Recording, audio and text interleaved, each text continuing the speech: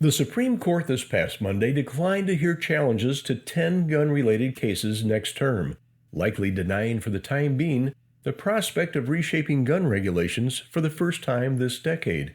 Many court watchers expected the court to take a Second Amendment case this term. Several firearm-related cases have been circulating at the justices' weekly conferences. Gun rights supporters hope the conservative majority will strengthen an individual's rights to own and carry guns. By declining to take the appeals, the justices leave intact state gun laws in Maryland, Massachusetts, and California. The Maryland law requires residents applying for the permit to carry a handgun outside the home to have a good and substantial reason. The Maryland State Rifle and Pistol Association said that violated the Second Amendment. The U.S. Court of Appeals for the Fourth Circuit ruled that Maryland's permitting system, which includes an appeals board, satisfies the state's Second Amendment responsibilities. By denying an appeal, the Supreme Court leaves the law in place. The court also dismissed a gun rights case in April challenging a now repealed New York City law that banned transporting handguns to shooting ranges and second homes outside of city limits. The justices did not rule on the merits of the case, only that the case was moot, and at least 4 conservative justices signal the court may take up another firearm-focused case.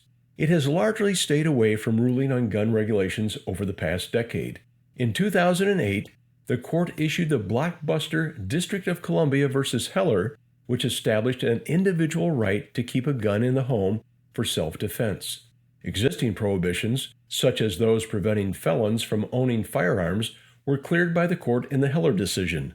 It later applied that ruling to the states in 2010 in McDonald v. Chicago.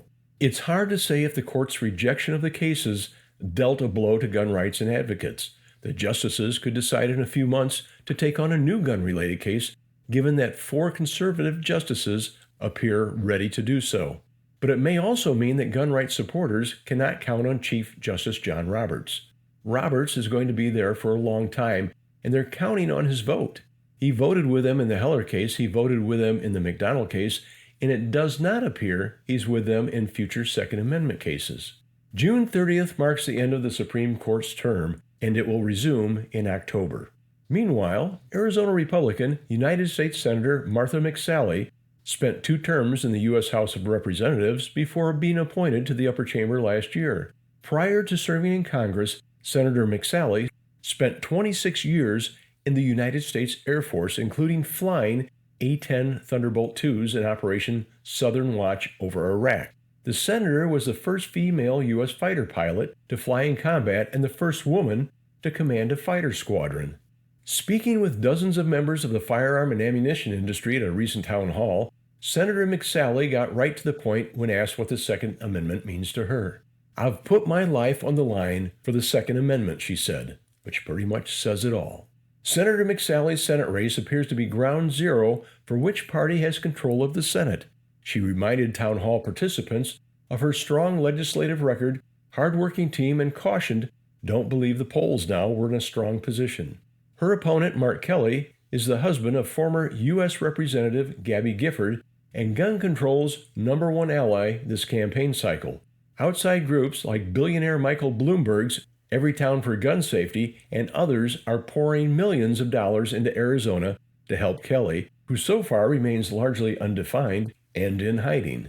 Senator McSally wrapped up the town hall by recalling the successes of the Senate and President Donald Trump in placing more than 200 pro-Second Amendment federal judges on the bench, including 2 on the Supreme Court, reinforcing just how important it is for industry-supporting senators to remain in office. The Second Amendment and gun safety are priorities at Smokin Gun Worx. Smokin Gun Worx, where you can exercise your Second Amendment rights and receive beginner and advanced gun safety training. Smokin Gun Worx, an essential business. For the Gun Doctor, I'm Tim Bivens.